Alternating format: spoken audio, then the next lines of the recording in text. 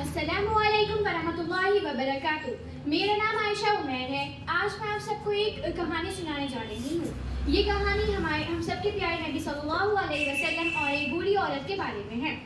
एक मर्तबा का वाक़या है। एक बूढ़ी औरत अपना सामान उठाए एक रास्ते से जा रही थी।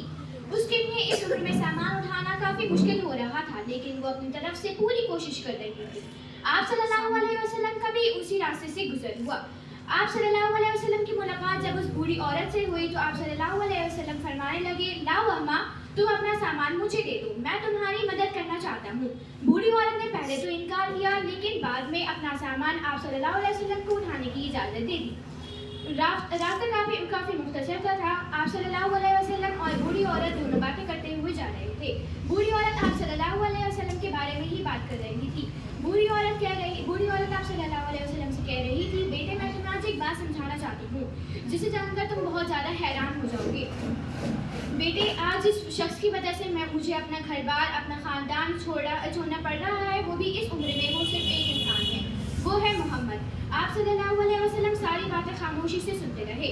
वो कहती रही कि वो एक जादूगर है, मैंने ऐसा सुना है, और वो हर एक को अपनी बातों के झांसे में फंसा देता है। तो बेटे, मेरी तुमसे एक दिली गुजारिश है कि तुम कभी भी उसकी बातों में मत आना, ना ही उसके पास जाना। ये समझाते हुए पूरा रास्ता ख़त्म हो गया। अब उस बूढ़ी औरत की मंजिल भी आ गई। आप सल्लल्लाहु अलैहि वसल्लम ने उस बूढ़ी औरत को उसका सामान वापस लौटा दिया। जब आप सल्लल्लाहु अलैहि वसल्लम जाने लगे तो बूढ़ी औरत फरमाने लगी, बेटे जाते जाते मुझे अपना नाम तो बताते जाओ। आप सल्लल्लाहु अलैहि वसल्लम फरमाने लगे, मेरा नाम मोहम्मद है। बूढ़ी औरत पहले तो मजाक समझी, उसने दोबारा से यही सवाल पूछा तो आप सल्लल्लाहु अलैहि वसल्लम यही फरमाते हैं, जी हाँ अम्मा, मैं ही मोहम्मद हूँ। अब बूढ़ी औरत बहुत ज़्यादा परेशान हो गई और बहुत ज़्यादा डर भी गई। अब आप सल्लल्लाहु अलैहि वसल्लम से वो माफ़ी की तलब करने लगी। आप सल्लल्लाहु अलैहि वसल्लम से वो कहती है, बेटे मुझे माफ़ कर दो, मैंने तुम्हारा बहुत ज़्यादा दिल दुखाया है और तुम्हारे सामने बहुत ज़्यादा बुराई करी है, बेटे मुझे माफ़ कर दो। अब आप सल्लल्लाहु अलैहि वसल्लम उस बूढ़ी औरत से फरमाते हैं कि अम्मा, मैं तुम्हारी किसी बात से नाराज़ नहीं हूँ, लेकिन हाँ मुझे एक बात बहुत ज़्यादा बुरी लगी कि आपको इस उम्र में सिर्फ मेरी वजह से अपना घर बार अपना ख़ानदान छोड़ना पड़ा।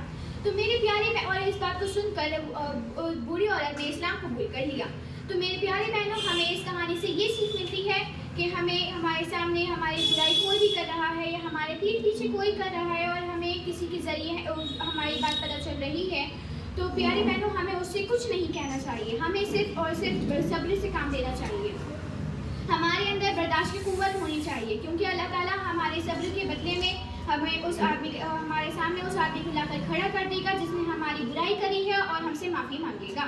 तो प्यारी बहनों, अगर हमें अपने मुआशरे को, अपने ख़ानदान को, अपने परिवार को, अपने आप को अगर हमें सुधारना है, अपने आप को एक इस्लामी बेटी की तरह बनाना है, तो हमारे अंदर सब्र और बर्दाश्त की क़ुव्वत ज़रूर होनी चाहिए।